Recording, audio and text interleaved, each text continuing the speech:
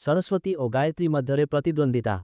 सनातन धर्मर अमर स्वर्गरे जेउठारे समय केवल चेतनार एक नाना लहरी सेठारे अनेक देवता और देवी माने बसवास करती नुहे भूमि किंबा प्रजा उपरे शासन करने वरन गुण तत्व और शक्ति उपरे प्रभुत्व रखिबाकू।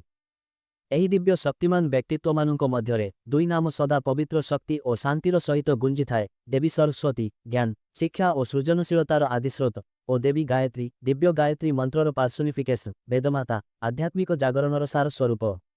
उभय देवी को श्रद्धा और भक्तिर शीर्ष स्थान मिली। उभय मुख्य पथ को प्रकाश करती और उभय सप्त जुग धरी सन्त ऋषि और ज्ञानी मानू प्रेरणा देइछन्ति।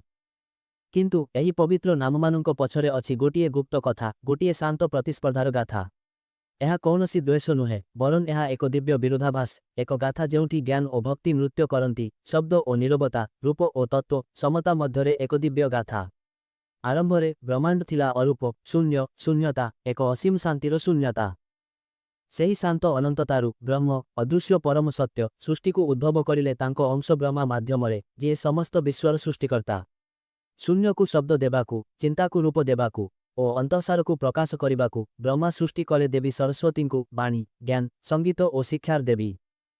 सेथिले अति पवित्र धौल पद्म परि शुभ्र और शांतिमय। देवी सरस्वती हेउछन्ति ज्ञानर नदी परि धारामान अस्पृश्य निर्मल और द्वितीय। जी हेले ब्रह्मांकर शक्ति तांको सृजनशील दृष्टि पछर सत्ता। तांको सहित ब्रह्मा नाम देले वस्तुमानंकु वेद श्लोक रचना कले और ब्रह्मांड को रिदम देले। किंतु ज्ञान जदि भक्ति बिना हुए से हुए शुष्क और आध्यात्मिक शक्ति बिना ज्ञान हुए निष्प्रभ।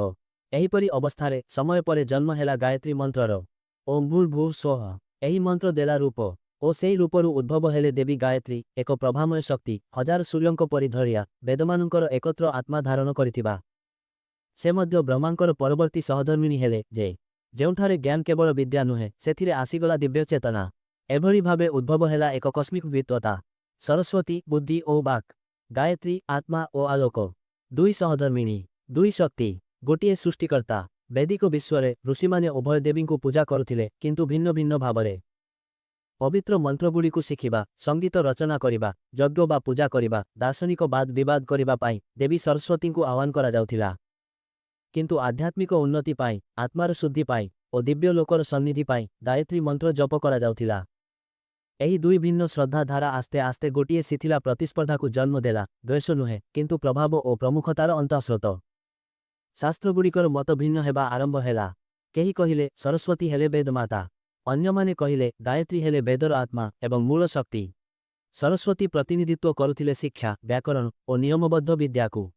गायत्री प्रतिनिधित्व करुथिले उत्तीर्णता नाद और दिव्य अनुभूति को। दुईटी देवपथ दुईटी दिव्य रास्ता। किंतु देवता और भक्तमानंक मनरे एक प्रश्न उठिला किए श्रेष्ठ।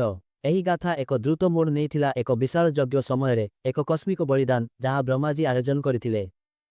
एहा थिला समस्त देवता ऋषि और एकाधिक लोकर अतिथि माने जोग देइथिबा एक दिव्य कार्य। वैदिक प्रथा अनुजाई एही पूजारे जजमानंक सहधर्मिणींक उपस्थिति अत्यंत आवश्यक जे तांको पाखरे बसी तंत्र और शक्तिर समतुलन रक्षा करती। ब्रह्मा आह्वान कले देवी सरस्वती को किंतु अजना कारणरू केही कहिले विलंब अन्य कहिले विवाद सरस्वती उपस्थित हेले नाही। यज्ञ आरंभ हो पारिला नाही। पुरोहित माने घबराई गले। शुभ मुहूर्त खसी जाउथिला। एथिरे प्रवेश कले प्रभावशाली ऋषि विश्वामित्र। से एक समाधान देले गायत्री को आह्वान करा जाऊ एही पूजा पाई ब्रह्मांक सहधर्मिणी भावे बसिबाकू। गायत्री मंत्रर जननी भक्तिमय और निष्ठापूर्ण से मंत्रणा ग्रहण कले। यज्ञ निर्विघ्न भावरे शेष हेला। किंतु जेतेबेले सरस्वती आसिले से देखिले अन्य एक देवी ब्रह्मांक पाखरे बसिछन्ति। तांकर सिंहासन दखल करा जाइछि। तांको स्थान परिवर्तित। जदिओ से ज्ञान और बुद्धिर देवी किंतु तांको हृदय दुखरे जड़ी उठिला। से शून्य भाव अनुभव कले। धोका देउथिबा अनुभूति हेला। से यज्ञ को साप देले ब्रह्मा को पृथ्वी मंदिर रे पूजा कराजिब नाही। तांको पाई केवल गोटिए स्थान रहिबो पुष्कर।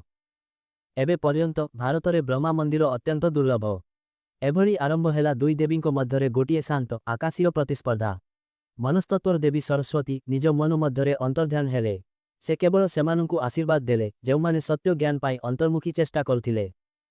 मंत्र शक्तिर देवी गायत्री तांकर पूजारे वृद्धि पाइले। तांको मंत्र हेला ब्राह्मण ऋषि और जोगी माने हृदय धड़कनर अंश। कालक्रमे प्रथा माने विभिन्न दिगकु जिबा आरंभ कले। किछि ग्रंथ कहिले गायत्री हेले सरस्वती अंक अंश। अन्य ग्रंथ कहिले दुई जण भिन्न। सरस्वती हेले बुद्धि और शिक्षार देवी। ଗାୟତ୍ରୀ ହେଲେ ଆତ୍ମା ଓ ଆଧ୍ୟାତ୍ମିକତାର ଦେବୀ। ଦାର୍ଶନିକମାନେ ବିଶ୍ଳେଷଣ କଲେ, ସରସ୍ୱତୀ ବିନା ଗାୟତ୍ରୀ ମନ୍ତ୍ର କହିବା ପାଇଁ ଭାଷା ନାହିଁ। ଗାୟତ୍ରୀ ବିନା ସରସ୍ୱତୀଙ୍କ ଶବ୍ଦରେ ଦିବ୍ୟ ଶକ୍ତି ନାହିଁ। ଏହା ଆଉ ଅହଙ୍କାରର ଯୁଦ୍ଧ ନୁହେଁ। ଏହା ହେଲା ଦୁଇଟି ଭିନ୍ନ ଆଧ୍ୟାତ୍ମିକ ପଥର ପ୍ରତିନିଧି। ଚିତ୍ରକଳା ଓ ପ୍ରତୀକରେ ସରସ୍ୱତୀଙ୍କୁ ଦେଖାଯାଏ ଧଳା ହଂସ ଉପରେ ବସିଥିବା, ଧଳା ବସ୍ତ୍ର ପିନ୍ଧିଥିବା, ହାତରେ ରହିଛି ବୀଣା, ଗ୍ରନ୍ଥ ଓ ଜପମାଳା। ଏହିସବୁ ଦର୍ଶାଏ ଶୁଦ୍ଧତା, ଶିକ୍ଷା ଓ କଳାର ନିମିତ୍ତ। ଗାୟତ୍ରୀ ଅନେକ ସମୟରେ ପାଞ୍ଚମୁଖୀ ରୂପରେ ଦେଖାଯାନ୍ତି। ଏହି ପାଞ୍ଚ ମୁଣ୍ଡ ପ୍ରତିନିଧିତ୍ୱ କରେ ପାଞ୍ଚ ପ୍ରାଣ। ଯେଉଁଠାରେ ସେ ଗାୟତ୍ରୀ ମନ୍ତ୍ରର ପବିତ୍ର ଶବ୍ଦ ଉଚ୍ଚାରଣ କରୁଛନ୍ତି। ସେ ଲାଲ ହଂସ ଉପରେ ବସିଛନ୍ତି, ଦେହରୁ ଉଜ୍ଜ୍ୱଳ ଆଧ୍ୟାତ୍ମିକ ଶକ୍ତି ଝଲମଲ କରୁଛି। ହାତରେ ରହିଛି ଅସ୍ତ୍ର ଓ ଶାସ୍ତ୍ର, ଯାହା ଦର୍ଶାଏ ସଂରକ୍ଷଣ ଓ ଜ୍ଞାନର ମିଶ୍ରଣ। ଅନେକ ଅଞ୍ଚଳରେ ସରସ୍ୱତୀ ଦେବୀଙ୍କୁ ବିଦ୍ୟା ଓ ଗବେଷଣାର ଦେବୀ ଭାବେ ପୂଜା କରାଯାଏ। ଆଉ କିଛି ସ୍ଥାନରେ ଗାୟତ୍ରୀ ଅଙ୍କୁ ସର୍ବଶକ୍ତିମାନ ଜଗନ୍ମାତା ଏବଂ ସମସ୍ତ ଜ୍ଞାନ, ଶକ୍ତି ଓ ମୋକ୍ଷର ମୂଳ ଭାବେ ବେଶ କରାଯାଏ। ଶାସ୍ତ୍ର କେବେ ନିଶ୍ଚିତ ଉତ୍ତର ଦେଇନାହିଁ। ସେ କହିଥିଲେ, ପଥ ବାଛିନିଅ, ଅନ୍ତର୍ମୁଖୀ ହେଇ ସତ୍ୟକୁ ଅନୁଭବ କର। ଯୁଗ ଯୁଗ ବିତିଗଲା, ଋଷିମୁନିମାନେ ଏକ ଗଭୀର ସତ୍ୟ ଅନୁଭବ କଲେ। ଦେବତ୍ୱ ମଧ୍ୟରେ ପ୍ରତିସ୍ପର୍ଦ୍ଧା ନୁହେଁ, ଥାଏ ସମତୁଳନ। ଗୋଟିଏ ଦିନ ଗୋଟିଏ ଋଷି ନିଦ୍ରାବସ୍ଥାରେ ଦେଖିଲେ ଗୋଟିଏ ସ୍ୱପ୍ନ। ସେ ପଚାରିଲେ, ସରସ୍ୱତୀ ବଡ଼ କି ଗାୟତ୍ରୀ? ତେବେ ଗୋଟିଏ ଦିବ୍ୟ କଣ୍ଠସ୍ୱର ଉତ୍ତର ଦେଲେ, ଜ୍ଞାନ ବିନା ଆଲୋକ ଶୁଷ୍କ, ଆଲୋକ ବିନା ଜ୍ଞାନ ଅନ୍ଧ। ସରସ୍ୱତୀ ହେଲେ କଲମ, ଗାୟତ୍ରୀ ହେଲେ ସାଇ। ଏମିତି ଦୁଇଜଣ ମିଶି ଲେଖନ୍ତି ଆତ୍ମାର ଯାତ୍ରା। ଏହି ଜ୍ଞାନରୁ ଆରମ୍ଭ ହେଲା ଏକତାର ପୂଜା।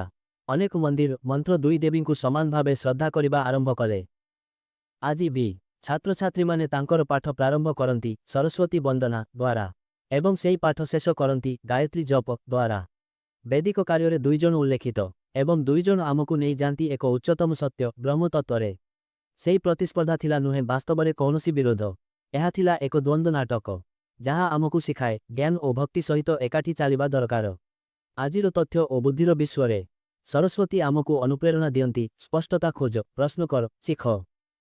ଅନ୍ୟପଟେ ଅସ୍ଥିରତା ଓ ବିକ୍ରମ ପରିପୂର୍ଣ୍ଣ ଯୁଗରେ ଗାୟତ୍ରୀ ଆମକୁ ମନେ ପକାନ୍ତି ଶବ୍ଦ, ତାଳ ଓ ଶ୍ୱାସ ମାଧ୍ୟମରେ ନିଜ ଆତ୍ମା ସହ ଯୋଗ ଯୋଡ଼। ସରସ୍ୱତୀ ଆମ ବୁଦ୍ଧିକୁ ତୀକ୍ଷ୍ଣ କରନ୍ତି, ଗାୟତ୍ରୀ ଆମ ହୃଦୟକୁ କୋମଳ କରନ୍ତି। ସରସ୍ୱତୀ ଆମକୁ ଶିଖାନ୍ତି କିପରି ଚିନ୍ତା କରିବା, ଗାୟତ୍ରୀ ଶିଖାନ୍ତି କିପରି ଚିନ୍ତାକୁ ଅତିକ୍ରମ କରିବା। ସେମାନେ ପ୍ରତିଦ୍ୱନ୍ଦ୍ୱୀ ନୁହେଁ, ସେମାନେ ହେଲେ ସତ୍ୟର ବାମ ଓ ଡାହାଣ ଚକୁ। ଏକାଠି ସେମାନେ ଆମ ମଧ୍ୟରେ ଅନ୍ତର୍ମୁଖୀ ସମନ୍ୱୟ ଆଣନ୍ତି। ସେହିପରି ମଧୁର ଶ୍ରୋତା, ଏହି ଦିବ୍ୟ କାହାଣୀର ଶେଷ ଅଧ୍ୟାୟକୁ ଆମେ ପହଞ୍ଚିଲୁ। ମନେ ରଖନ୍ତୁ, ସମସ୍ତ ପ୍ରତିସ୍ପର୍ଦ୍ଧା ଯୁଦ୍ଧ ନୁହେଁ, କିଛି ପ୍ରତିସ୍ପର୍ଦ୍ଧା ହେଉଛି ଦିବ୍ୟ ସଂଲାପ। ସରସ୍ୱତୀ ଓ ଗାୟତ୍ରୀ ମଧ୍ୟରେ କୌଣସି ବିରୋଧ ନୁହେଁ। ସେମାନେ ହେଉଛନ୍ତି ବ୍ରହ୍ମାଣ୍ଡର ଦୁଇ ଶକ୍ତିଶାଳୀ ସହଯାତ୍ରୀ, ଯେଉଁମାନେ ଆମକୁ ଦିଅନ୍ତି ଦୁଇଟି ପଖିଲା, ଜ୍ଞାନ ଦ୍ୱାରା ଉଡ଼ିବା ପାଇଁ ଓ ଭକ୍ତି ଦ୍ୱାରା ଦୂର ପର୍ଯ୍ୟନ୍ତ ପହଞ୍ଚିବା ପାଇଁ। ସ୍ପଷ୍ଟତା ଚାହିଁଲେ ସରସ୍ୱତୀଙ୍କୁ ସ୍ମରଣ କରନ୍ତୁ, ଆଲୋକ ଚାହିଁଲେ ଗାୟତ୍ରୀଙ୍କୁ ଆହ୍ୱାନ କରନ୍ତୁ ଏବଂ ଏହି ଜ୍ଞାନ ଓ ଆତ୍ମା ମିଳନରେ ଅଛି ଆପଣଙ୍କର ମୋକ୍ଷ ପଥ। ଓମ୍ ଐ ସରସ୍ୱତ୍यै ନମଃ। ଓମ୍ ଭୂର୍ଭୁଃ ସ୍ୱଃ। ଆହୁରି ଏମିତି ଓଡ଼ିଆ ଷ୍ଟୋରି ପାଇଁ ଓଡ଼ିଆ ରହସ୍ୟ ଚ୍ୟାନେଲକୁ ସବସ୍କ୍ରାଇବ୍ କରନ୍ତୁ।